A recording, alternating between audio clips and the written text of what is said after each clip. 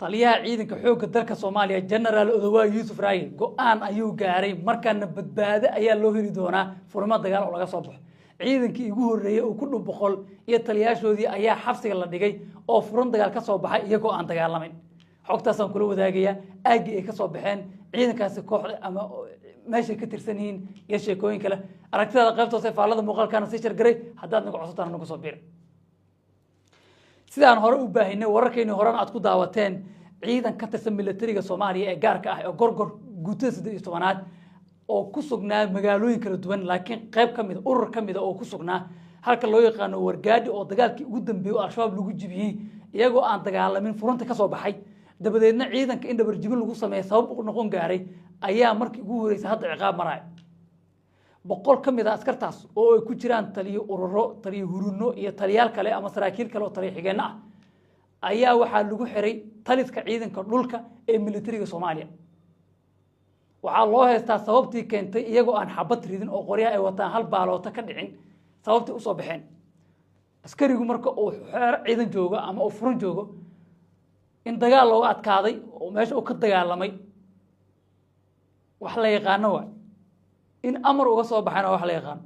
laakiin waxa la yiri adigoo aan xabad ridin askar ka dhimanin askari ka dhaawacanin wax ku gaaray aysan jirin sababta u soo baxdo maxaa la isku haystaa waana wixii loo baahnaa oo furmaha dagaalka dhibaatada ka taagneed waa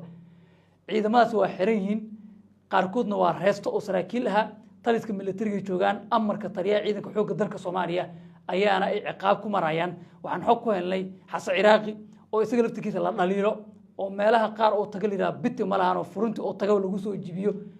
inkastoo oo maalintaas meesha ka maqnaa in isaga la amray guutada maadaama uu tali u yahay lagu amray inuu isaga soo xiro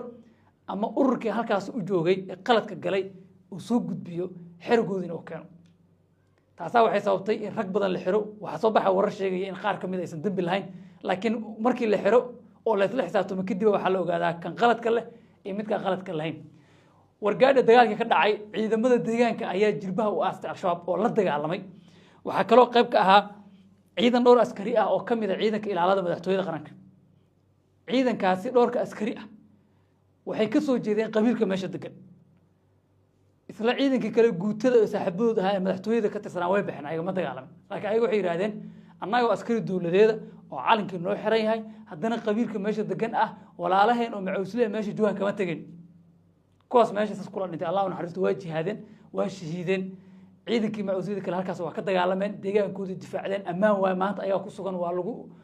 guushooda waa la wada sheeganaa dad badan sheegano laakiin rag iyagoo aan dagaalamin soo baxay ciqaab mari doonaan sida taliyaha militarigu sheegay ururkan iyo urur kale oo furmo dagaal ka soo baxay oo lagu raajoogo oo la baarayo iyo kuwa hadda kadib sameeyaba